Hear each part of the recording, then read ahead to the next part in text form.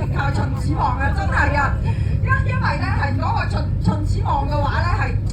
係啦，佢嗰個兵馬俑嘅話咧就喺嗰個位置，你將個兵馬俑咧係掘咗出嚟之後咧，令到佢哋可以咧係做呢個生意，即係向嗰啲遊客咧係兜售 sell 嗰啲紀念品啊，賣啲紀念品啊，所以咧就係共產黨翻身就靠共產黨發財就靠秦始皇啦所以咧即係秦始皇嘅話咧，即係對呢個中國旅遊業嗰個貢獻咧都非常之多啊，係啊，真係啊！大家去北京咧，你去睇嗰個長城啊，其實最早咧係秦始皇將佢連接起身嘅咁嚟到呢度咧就係睇呢個兵馬俑兵馬俑嘅話咧，亦都係秦始皇咧佢呢個皇陵工程嘅一部分咁樣嘅咁非常之有上個世紀80年代嗰個特色嘅。咁呢一個打井嗰個農民姓楊嘅就仲有後續嘅喎咁咧就1997年當時嘅美國總統克林頓佢嘅話咧就係過嚟西安呢個地方參觀，咁咧佢又去一號坑參觀嘅。當時佢行落去影咗張相，咁咧就聽到咧當地嗰啲介紹人員咧就同佢介紹，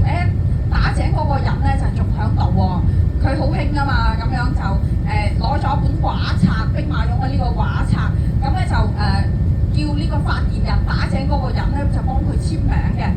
咁咧就打井嗰個農民咧就姓楊嗰個農民咧佢咧就係唔識寫字即係咧係未讀過書又唔識字咁點簽咧？叫簽名唔識寫，就喺嗰本書上面就畫咗4個圓圈即係話係佢個名咁樣嘅。咁當時我哋陝西嘅即係政府咧就覺得咧就係好冇面好丟架。咁咧經過呢個事情之後咧，就請咗一個咧係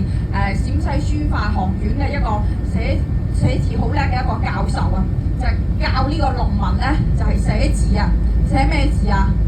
就寫佢個名學佢個名即係練咗一段時間咧，個名咧就寫得就好靚寫得好靚咁自此之後咧就成為咗呢個博物館嘅代言人嘅。若果團友們你係疫情之前過嚟去個兵馬俑嘅話咧，佢係坐喺度咧，就係同啲遊客咧就簽名簽名咧即係賣書咁咧就而家咧就冇啦，而家因為佢退休啦而家佢因為年紀大啦，退咗休啦，所以就冇簽名啦咁樣嘅咁咧就我哋而家去到嘅話咧，兵馬俑嘅1號坑、2號坑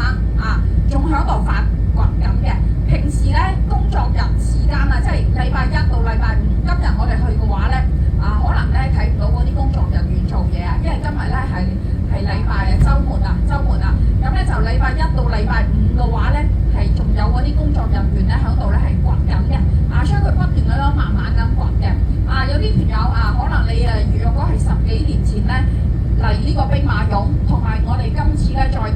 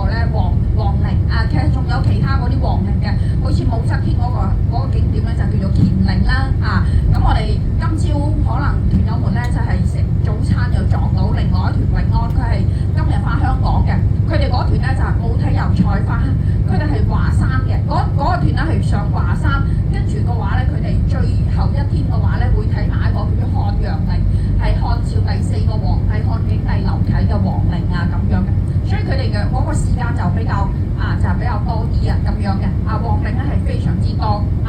咁而家所在嘅呢個區域咧就叫做臨潼嗰個地方就係兵馬俑所在嘅地方啦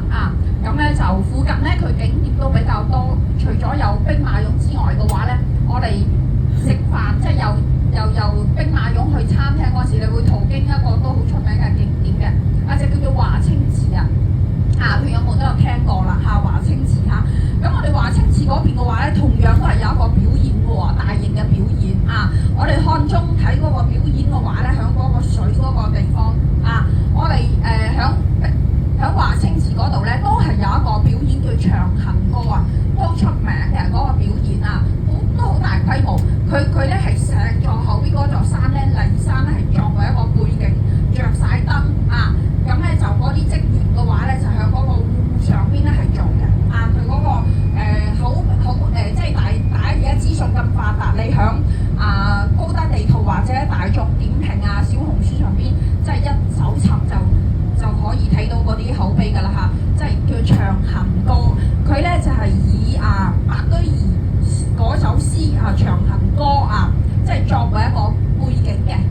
就係歷史上邊咧非常之出名嘅一個貴妃楊貴妃同埋咧唐明皇佢哋兩個人之間嘅愛情故事咧，就作為一個故事嘅背景做出嚟嘅一個表演嘅咁咧就都唔錯西安嘅話咧都好多表演嘅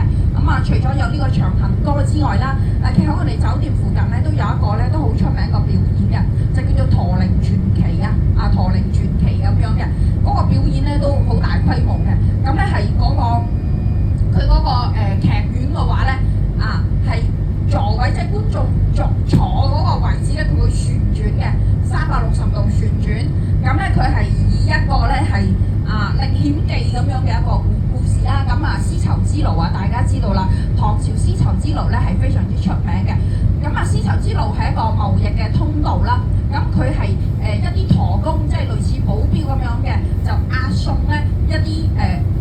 即係咧係交易嘅貨物咧，就從長安城出發，經歷千辛萬苦咧，就去到古羅馬，即係而家嘅意大利咧做生意咧，係經歷咁樣嘅一個古仔期間嘅話就經歷呢個火山爆發同埋呢個咧係洪水即係嗰個水山洪爆發咁樣嘅一個古仔唔錯嘅。佢嘅話咧就係有一啲真正嘅駱駝